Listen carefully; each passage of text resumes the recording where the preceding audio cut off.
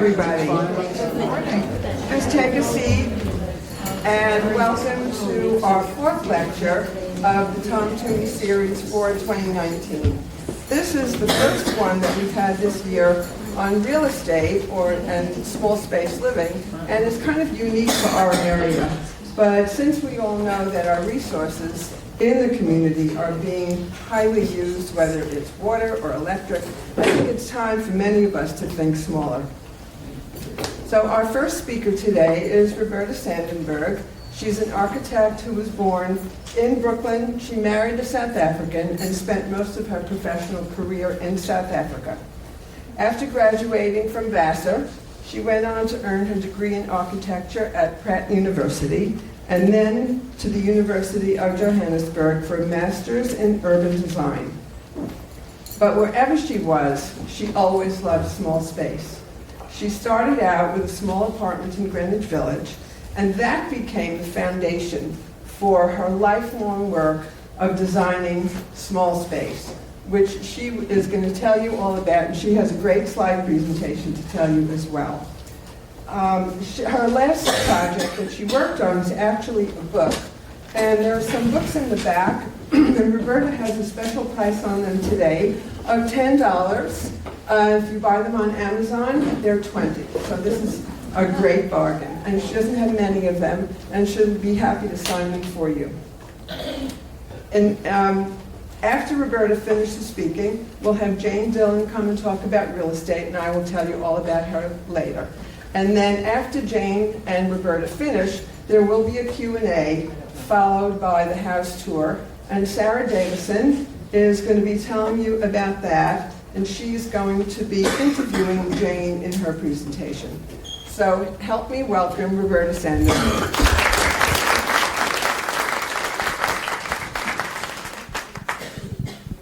Thank you. Thank you for that lovely introduction. That's like half my speech. But thank you all for coming, and it's a surprisingly big turnout for people who I don't think live in small houses. One does. I do. 2, 3, 4, 5, 6. Oh, I have my Manhattan audience.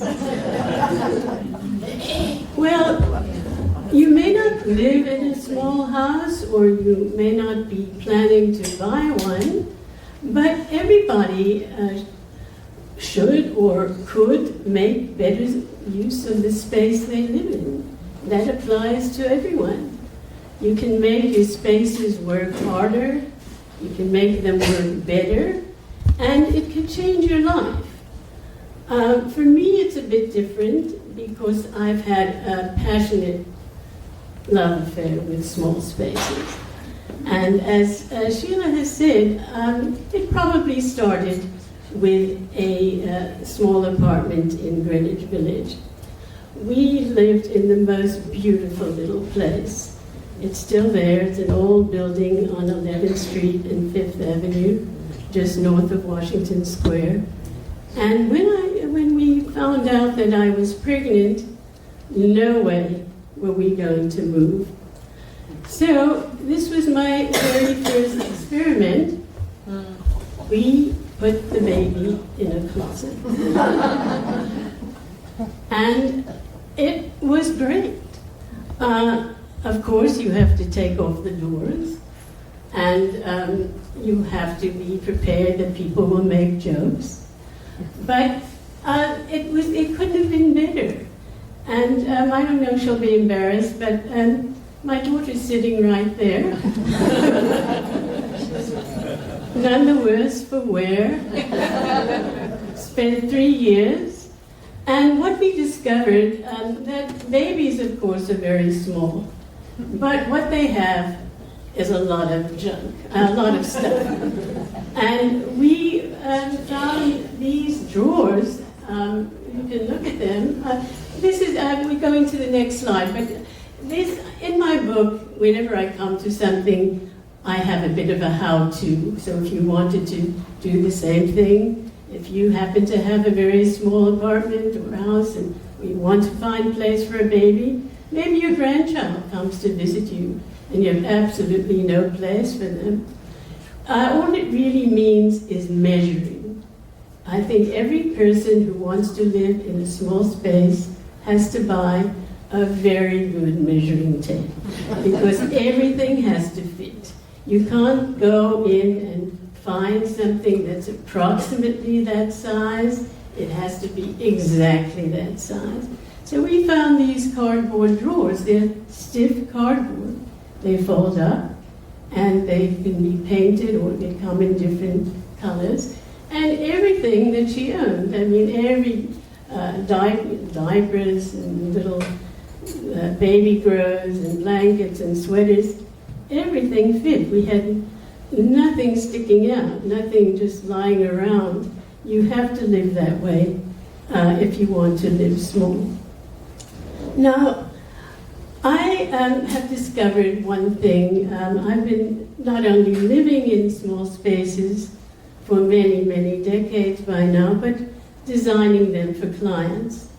And when I first started designing things for clients that were small, I made one discovery, which I knew, but people were not prepared for. It's much harder. It's much harder to live in a small space. If you are moving into a normal size home, you just move your furniture in. You might have to change the curtains. But if you're moving into a small space, and if you're planning on downsizing, by the way, how many of you might be thinking of downsizing, so I know my audience? Yeah, well, that's everybody. I mean, eventually, I think we have to downsize or share our homes with people, or if you want to stay in place, then you have to start thinking a little bit differently about how you spread out. But my realization is that you have to make the body of your house, the fabric of your house, work tighter. And it's what I actually call space opportunities. And I'll go through that a bit later on. I'm getting a bit ahead of myself. So space opportunities, just to give you a bit of a preview, I'm talking about the walls, the floor, the ceiling, the corners, every little, and I said the ceiling, and every bit of your house has to come into play if you want to make the very most of it. And that is what I've been doing, that's what my book is about, and that's what I want you to go away with, that you might be looking at your homes a little bit differently, using the space perhaps a little bit differently, and maybe finding yourself with space to spare, who knows? Maybe you don't have to live in a 4-bedroom house anymore, whatever. Now, 4 years after my little baby moved into her closet, we took a really interesting trip, and we bought a Volkswagen Combi and converted it in this way. Everything flopped out, slid out, very clever. The kitchen came out in the back, and the counter came down with a gas stove and with a built-in little plastic bucket. And the bench inside became a slide-out bed. Now, I just want to quickly let you know that those drawers, those yellow and orange drawers, are exactly the same drawers. Sorry, I forgot I had a pointer to use. These drawers are the same drawers as in the baby closet. We packed them up, folded them up, and took them on our way.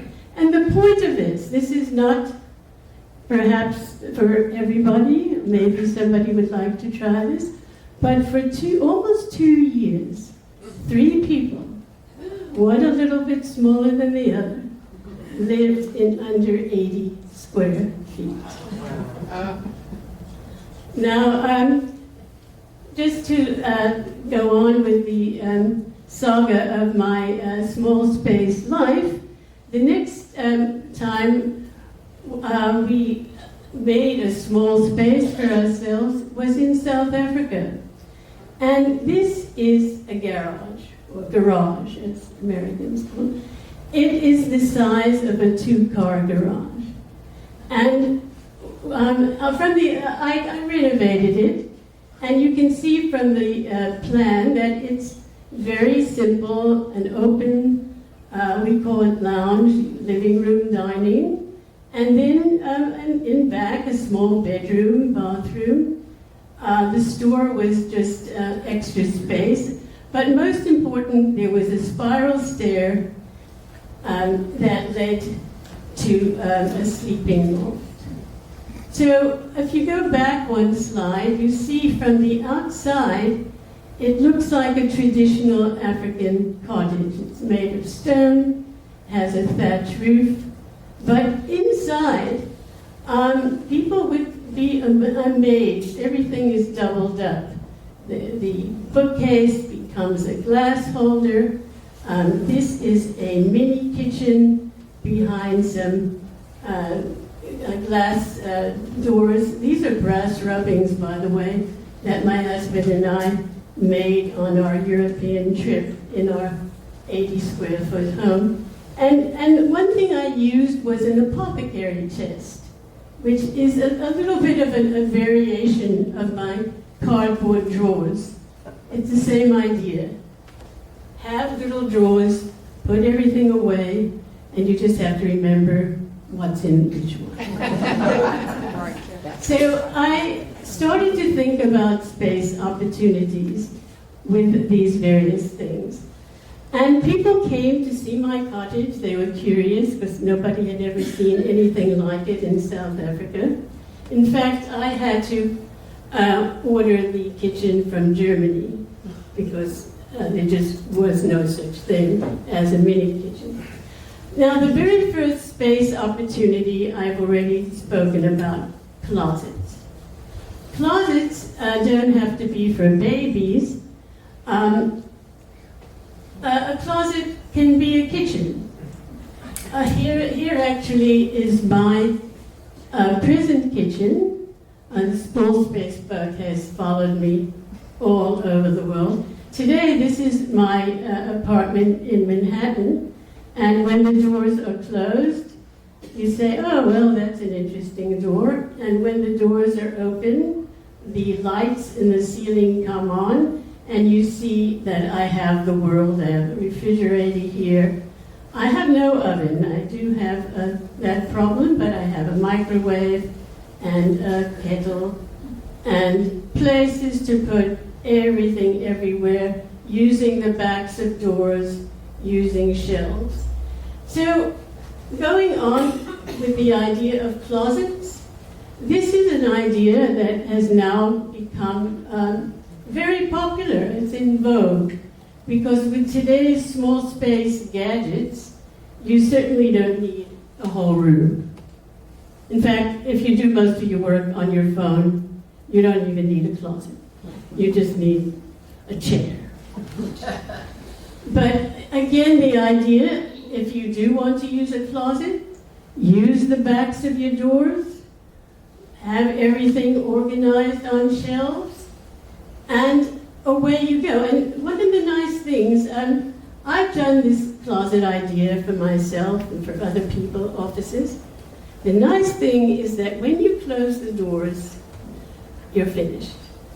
And you're home, but you don't have to go home. You're already home, but you close the doors and you can just go on with your other life. Another idea is a bathroom. And this is my Cape Town apartment today. A lot of these are my own spaces where we didn't have a shower. So I took a closet and took off the doors and installed a shower with a glass door, which makes it look much bigger than the space itself. So closets, I think I've done them now. You can think of lots of things you can do with a closet, but you probably haven't thought of this. This is a Chinese design. This is a Chinese architect who decided that in one closet you can eat, you can work, and you can sleep. And he uses a pulley bed which drops down, and he uses a table which slides out, and another bed which slides out, and it even can sleep two people. So whenever I talk about small spaces, I have to say we don't know anything about using space. You have to go to the Chinese or the Japanese, and you can see some fantastic designs. But the other parts of your home can come into play. Walls. I mean, every home has walls, so you probably think, well, the walls are just enclosing the space or maybe dividing the space. But how about the old Shaker idea of putting chairs on walls, keeping the floor clear? Or maybe a newer idea is to put a picture on the wall or a mirror and have it flop down and become a table. The Shakers never thought of this, but I think it's just as clever, more clever. But lots of things nowadays with laptops and iPads, you don't need a big desk. This is a perfectly good place to do your work. Takes up no space, it's on the wall, it flaps down. Now, this is actually an idea. Remember I told you that we got rid of our only decent closet to put the baby. You can hang up clothes parallel to a wall. In other words, the way they do them in shops. You know, you just see the garments on the wall and then put a curtain over it. These are extreme, but if you run out of closet space, it works. And then I'm going to come, another idea is not to put things on a wall, put things in a wall. This is a Danish architect who I think did a tremendous job of scooping out a recess in a small room, and it becomes a lovely bed, and he was clever enough to even have a drawer that comes out and becomes a step. Now, a kid would love this. Absolutely love it. And I haven't tried this myself. In my book, I don't have only my own designs. I have incorporated designs from all over the world. But this is one of my own designs. Go back, please. From the outside, you'll just see drawers that are built into the wall. And it looks like it blends, but the way that it came about was having a closet with two racks of garments that met in the middle. Now that middle part is useless. It's like a dead space. So you might have this in one of your closets. A lot of people have this. It's just an idea. Take that dead space, make it useful, not useless, and install some drawers. I don't have any patent on this idea, but it's just thinking that way is really what I'm talking about. Looking for a place that's dead, make it come alive. Floor spaces, this is something you've probably never thought of. It's under your feet.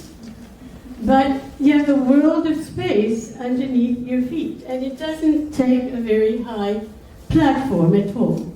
If you wanted to provide storage, whether it's on a whole room or next to a bed, you only have to have a few inches high, and you have wonderful storage available.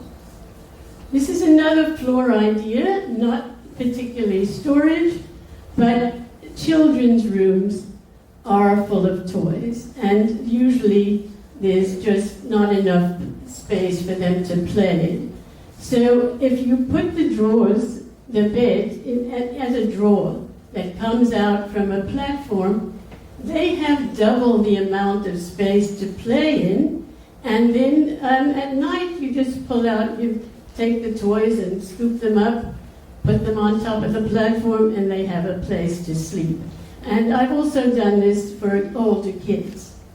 They can do their homework, and then they have their beds tucked underneath. There's a world of these ideas, not only mine, but plenty of other architects have worked on it. I'm just showing you a little bit of a smorgasbord ceilings. Now, many of you have thought of ceiling bicycle hoists. In fact, if you go on Amazon, you'll find these hoists very cheap, very available, 2-day delivery, very easy to buy. This is a very usual use of a hoist for a bicycle, but another one is the next slide, is for toys. Now, this is a simple idea that children can operate. You can just wind up the hoist, the pulley, wind up the pulley, and pick up your toy basket and then drop them down to the floor. And I saw this idea and I thought, wow, that is a great idea. And how about other things? How about tools? How about books? We all have ceilings. Doesn't take much. I mean, you have to get a handyman, or maybe you have a handy husband, and you can just. And here's my ultimate idea for ceilings. You have a dining room. You have a table on a hoist. You take your chairs, put them on the wall, and voila, you have a room for a party. You can have a yoga class. You can hold a conference. Think about it. It's just thinking about it. You probably never thought, oh my goodness, if only I didn't have that table in the middle of the room, I could really have a big space. I call this empty spaces. And we all have them, but in a regular sized house, you don't think about it. In a small house, you're trying to gain space. So underneath a kitchen cabinet, or underneath a bathroom cabinet, or underneath any cabinet, there's always a little bit of room for drawers. And I'm just suggesting, think about it. If necessary, use it. It's a waste of space the way it is now. And here's a lovely idea of taking the space underneath a stairway, and everybody could use an extra toilet. Everybody could use a little guest toilet, and lots of people have stairways.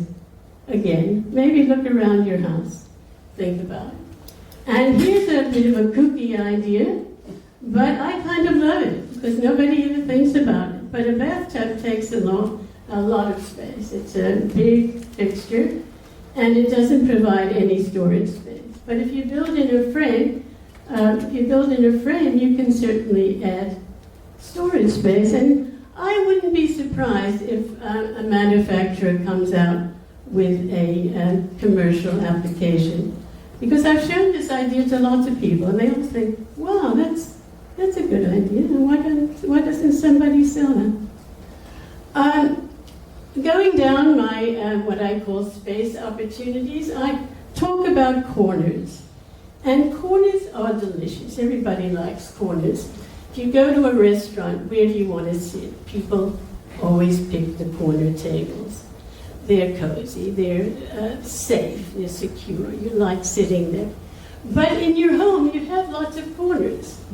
And sometimes you just need to use them. And here's a tiny corner, probably not taking up much space, but you could have a whole home office, a place to put your computer, and then even this is a Japanese design, a shelf, which I quite love, but you don't have to be as fancy as that, but just a small place for your computer, a shelf above, and you have a home office in just a tiny corner.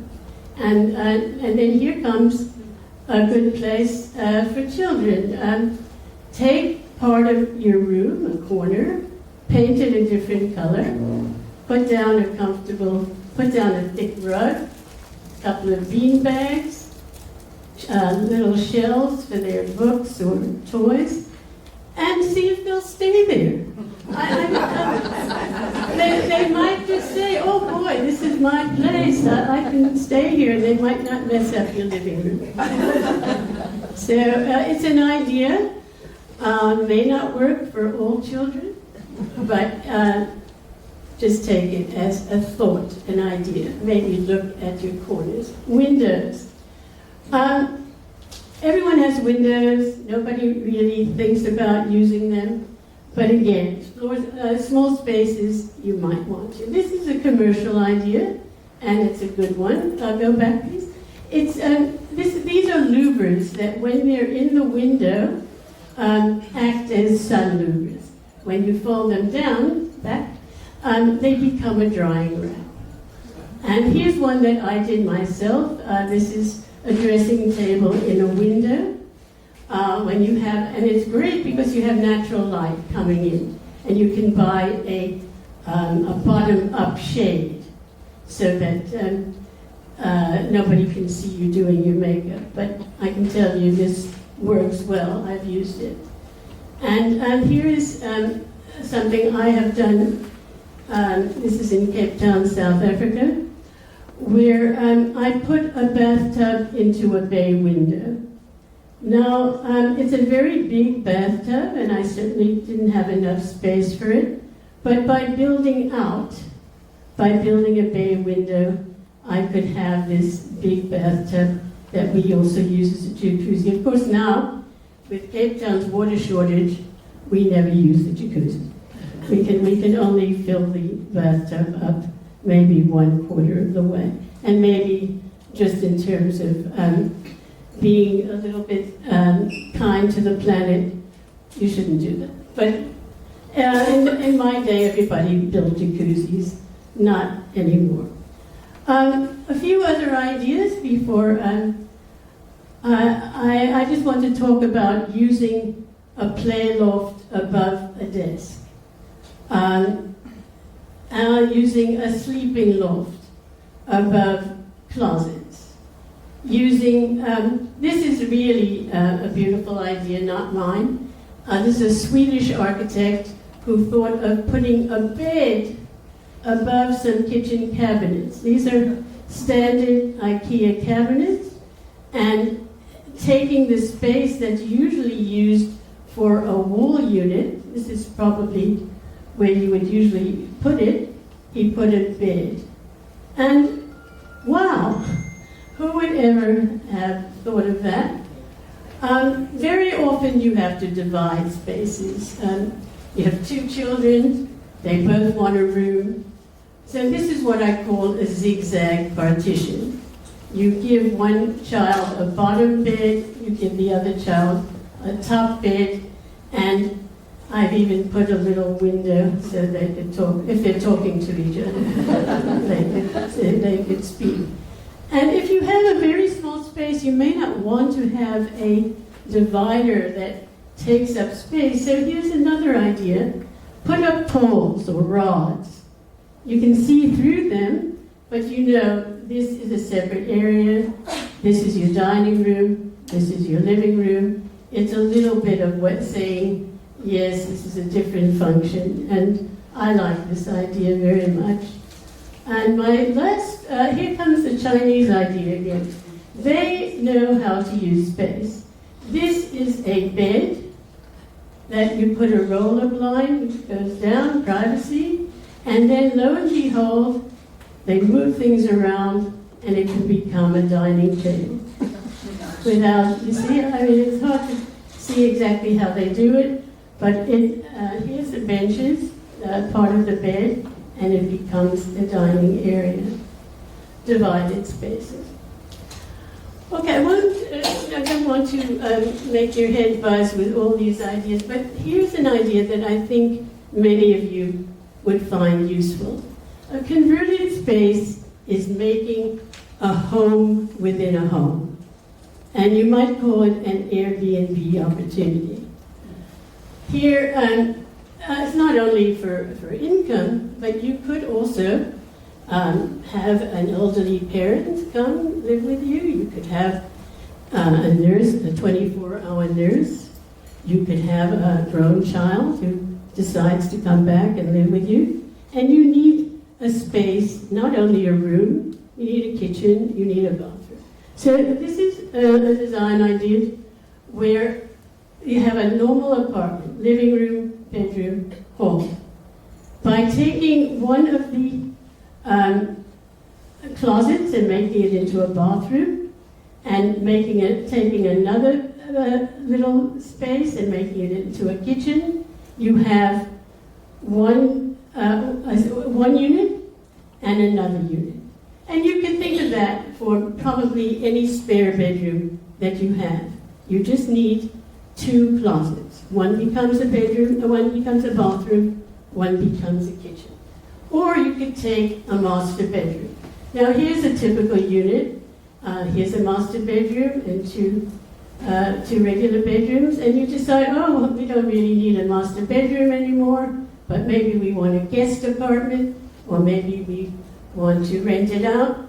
Take the master bedroom, take the dressing room, make it into a kitchen, and then what you also need is an outside entrance door for guests, and you have a guest apartment. And here comes your child, wants to come back and live with you.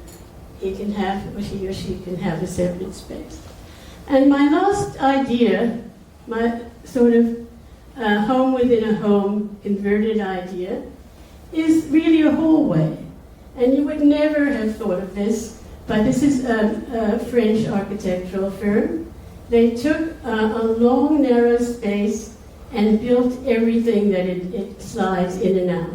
So if you go back, okay, here, closet slide in and out, table and chairs slide in and out, shelves slide in and out, and then there's a sleeping loft on top, and lo and behold, there's a bookcase that slides in and out, and it becomes steps.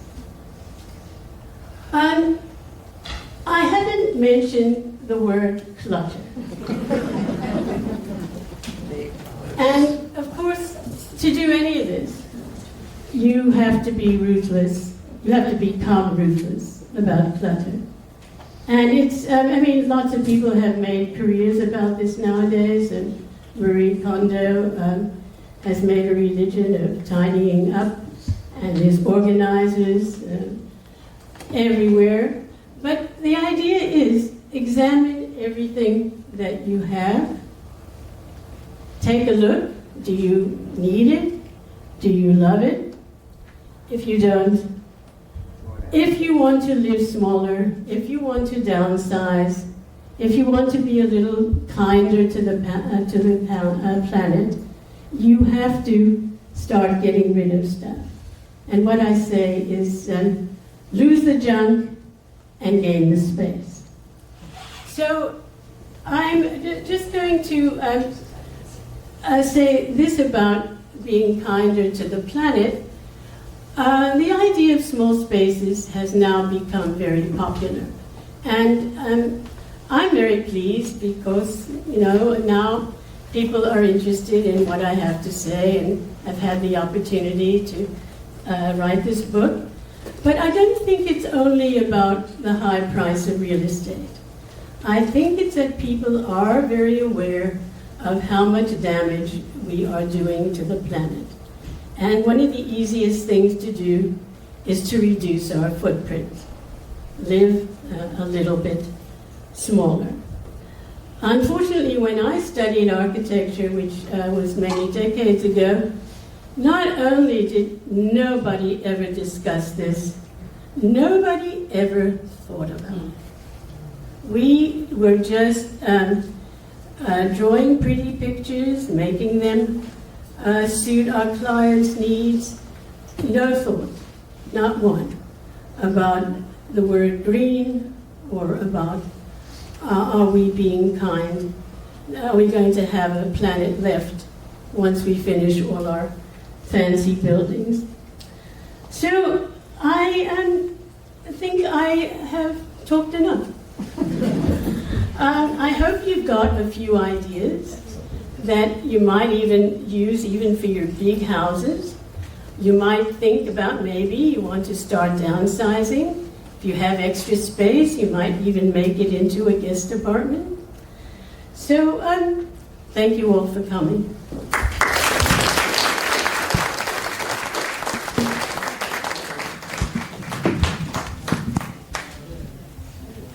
We're now going to move on. We're now going to move on with Jane Dillon. Jane graduated from Queens College and moved to East Hampton, where she has lived since 1987. She has 30 years of experience as a real estate broker, mostly with Sotheby's International Real Estate, and now Saunders and Associates as a licensed broker. She's owned several homes here and has gone through the rigors of renovation. Almost a year ago, she purchased a wonderful home that all of us have seen, we all love, at the corner of Sherrill Road and Newtown Lane. And so that's going to be part of our tour today. So help me welcome Jane Dillon and Sarah Davison, who is going to be conducting the interview.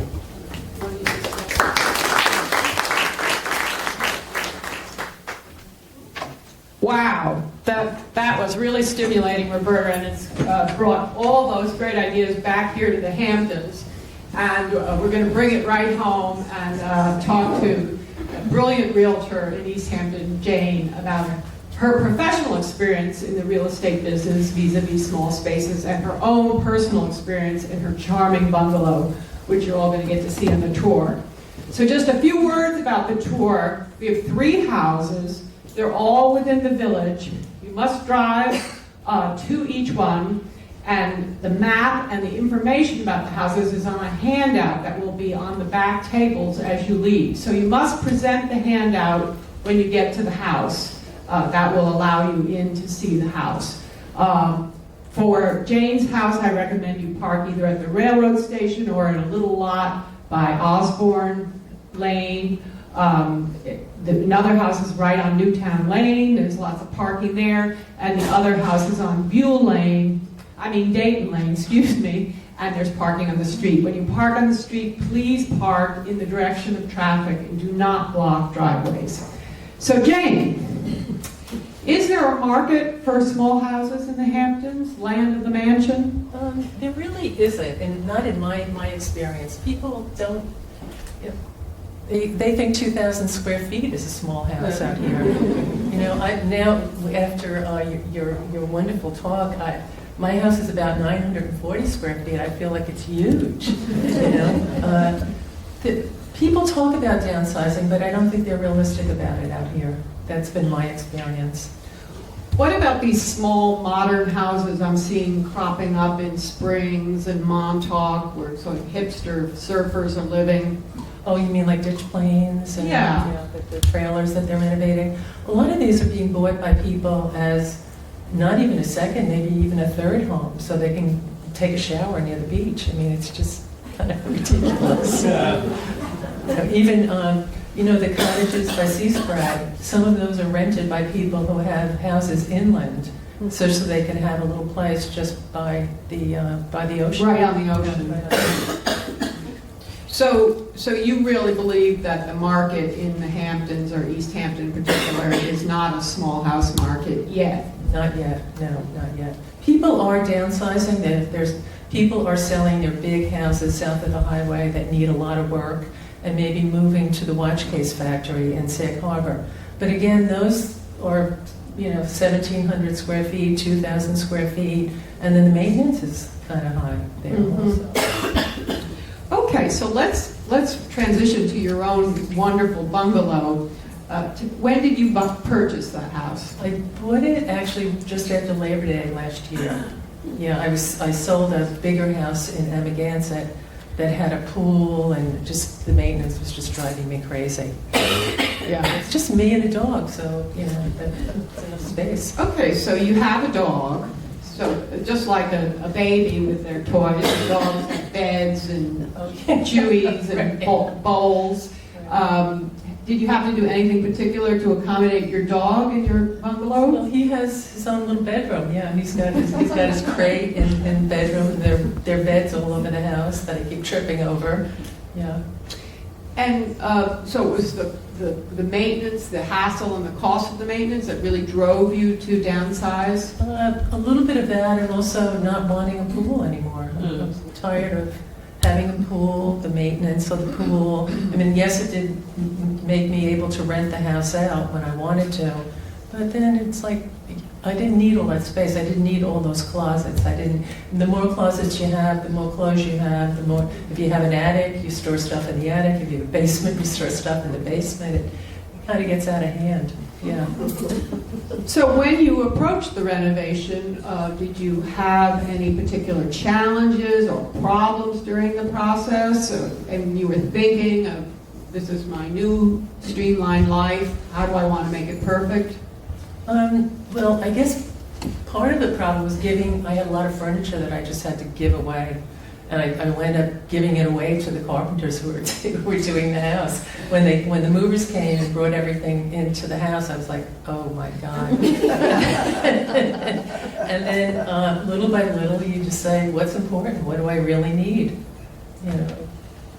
Now, I assume you don't shop at Costco. Oh, sure I do. Oh, you do? And how do you deal with those crates? Well, I have a basement. I do have a full basement, yeah, which is part of the problem. I have 2 rolling racks down there that I have to go through and kind of pare down. Yeah. So you don't have any secret storage tips because you've got a basement? Well, I am very organized, which is good. You know, the good thing about, you know, I do read, I the Marie Kondo and stuff. I do roll up my clothes. Yeah, no, I do. It's kind of fun in a way. Are your rolled up clothes going to be on display when we go see your house? If people want to. You are so kind. All right, now let's talk about what this has done for you socially. Well, You've moved from Amagansett to, you couldn't be more central in the village of East Hampton. What's happened to your social life?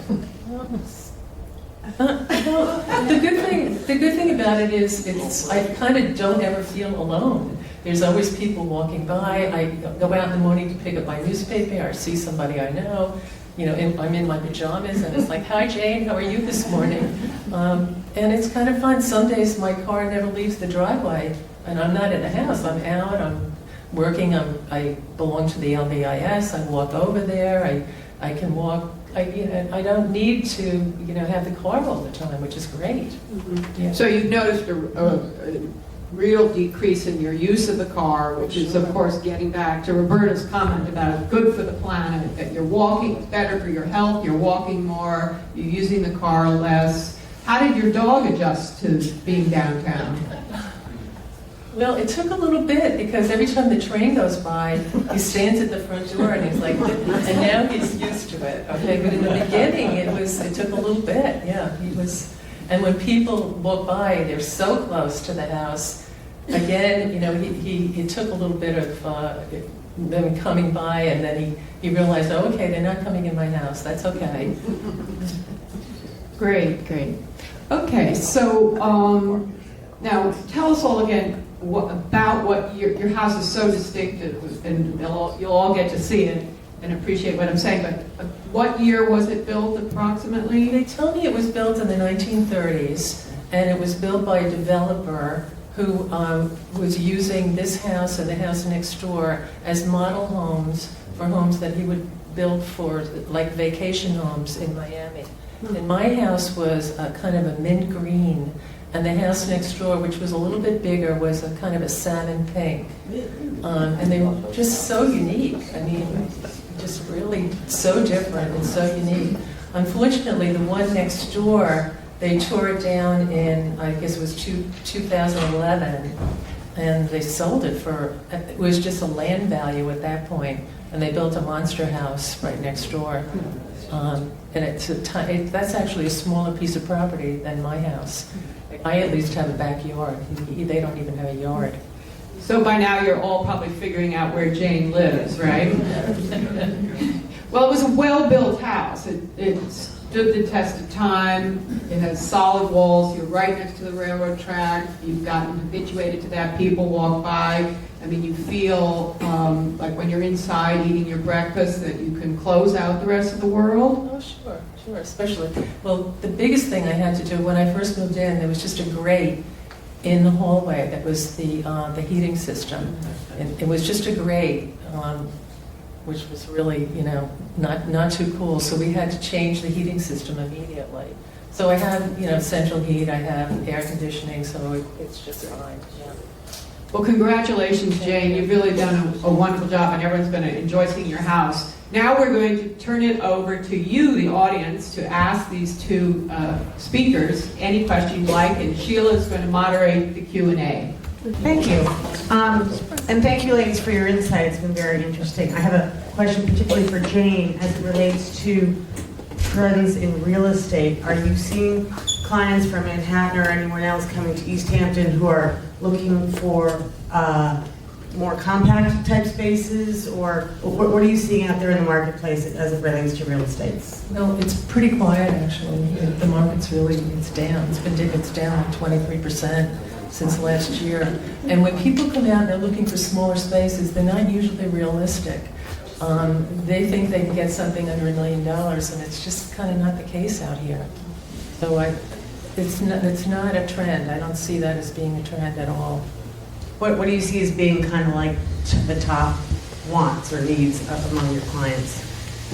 They want bigger houses. They want to impress their friends. A lot of them live in small apartments in New York, so they want space out here. That's what we're seeing. Thank you very much. I'd like to ask Jane what kind of dog she has, and will we get to meet him? Well, he'll be in the car in the driveway with the windows open, and he's an ARF. He's an ARF dog. He's a rescue dog. I call him my little orphan.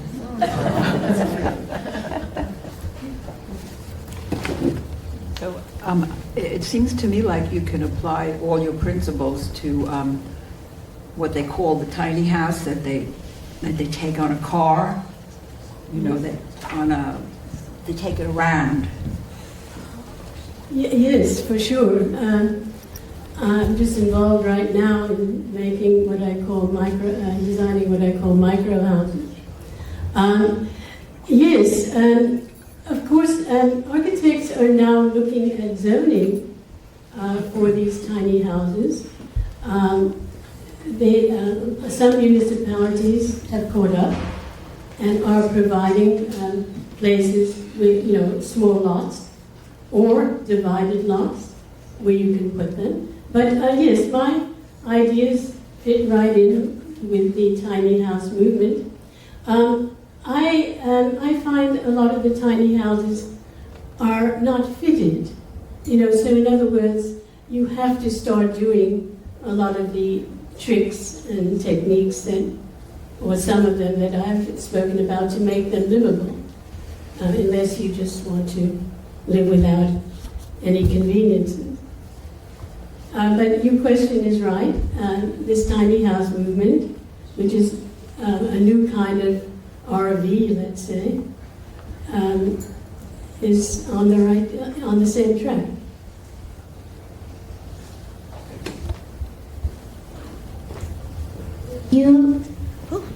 Would you say something about lighting in small houses, how you can make the most use of natural light? Okay, natural light is, of course, open to the idea of skylights. If you're lucky enough to not be in a multi-story building. Bay windows, I believe, are a blessing. Even the smallest apartment comes alive with a bay window, and you can use them for seating, for desks, for even bathtubs. And of course, interior lighting, artificial lighting can help enormously. I do have a chapter on lighting in my book, but sometimes you can fool the eye. That's what I will say about a small space and lighting. You might not notice that it's a pokey little studio apartment if you have a very fancy and even a designer pattern of lighting on the ceiling. So that might not be something you've thought about, but look up, look at the ceiling, and think of ways to make your lighting interesting, and it opens up, your eye will look up, and they'll be amazed to see that maybe it's only a one-room apartment.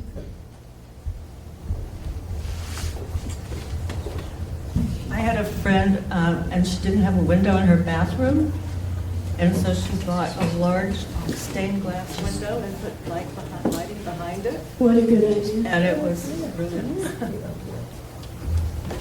Anybody else? Yeah.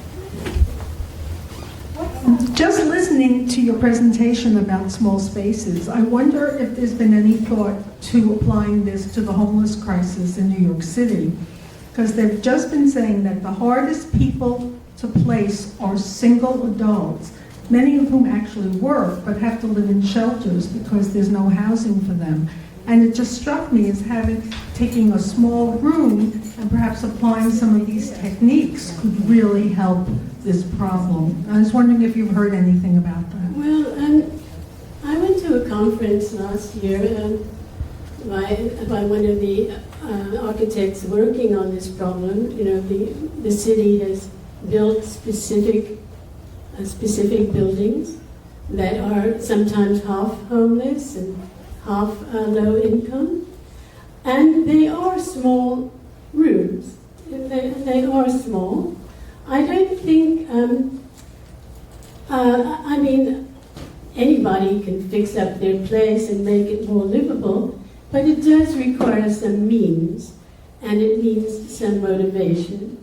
So I think, yes, I would love to give a talk to homeless people who are living in these new buildings. But they might ask me, well, where are we going to get the money to do this? And who are we going to get to do it? And, they have a hard enough time just existing. But yes, I think everybody should make their place where they live a place where they have joy, where they're happy. And of course, on the street, oh my God. I really love some of your designs, but it seemed like in order to make them work, you would have to have some very good expert carpenters and people with exceptional skills to build these special cabinets. And I'm just wondering how expensive these renovations became, and that cost factor was something that was a negative. Yes. I've been lucky. First, I had a very handy husband, and then in South Africa, the cost of labor is low. But even in my present life in very expensive Manhattan, you always find handymen. And, you don't need a carpenter. I discovered that getting a handyman to give you a price is the way I go.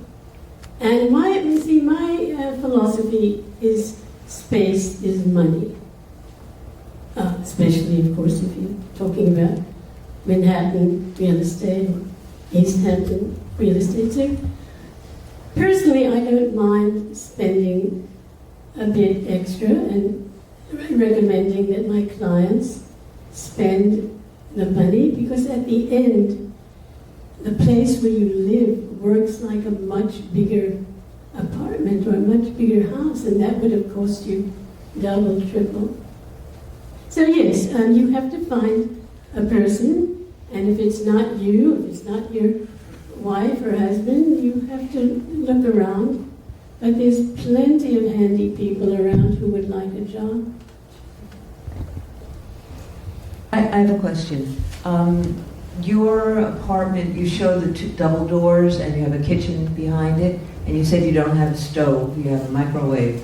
So my question is, if you were creating a tiny kitchen for a rental, would you choose to go with a stove and a small microwave, or a cooktop and a larger convection oven? Okay, just to tell you, there are now, these mini kitchens available. Order them online. They have ovens. They have even dishwashers. I mean, they have become so clever that you can actually, you don't have to say either or. You can now find them with 2 cooktops, an oven, microwave, and even a little slide-out drawer dishwasher. So if I was in the market today, I would order one of those. One more question. The cardboard boxes that you used, are they readily available? Well, that's a good question. I went online recently to see if they have them. You can look under archive cardboard boxes, and they're not as nice as the ones I bought decades ago. And I was thinking I would order them and then paint them myself. But yes, you're right. They're not as nice anymore. They used to be very available. We have one more. I think about 15 years ago, I remember reading about an architect. I think her name was Susan Saranka. And she is an architect from Minnesota. She's written a number of books. And she was sort of giving an alternative to the McMansion type of phenomenon that we were seeing, these huge houses. After reading it, it seemed like this whole idea of a smaller house is almost like a philosophical statement. And there's another movement called the minimalist movement that supports this idea of living with less and making it more meaningful. I wonder if you could just say something about that. Yes, I suppose I am guilty. I am a bit of an evangelist for living minimally, for living small. But I also like it perhaps psychologically. You feel it's cozy. I'm just going to give a few adjectives. It's safe. You feel that everything fits perfectly, no wasted space. And it's especially if you're living alone. You don't want to have long corridors. Okay, but you're talking about whether we're part of a cult movement or a movement. Yes, there is a small space movement now, and people get very excited about it. I would just say it's a practical thing to think about, but you don't have to tell everybody they have to downsize. You have to downsize. Some people like to live in bigger places. Have I answered your question? You don't have to wave a flag. Well, thank you, Roberta, and thank you, Jane. This is really great. Very informative.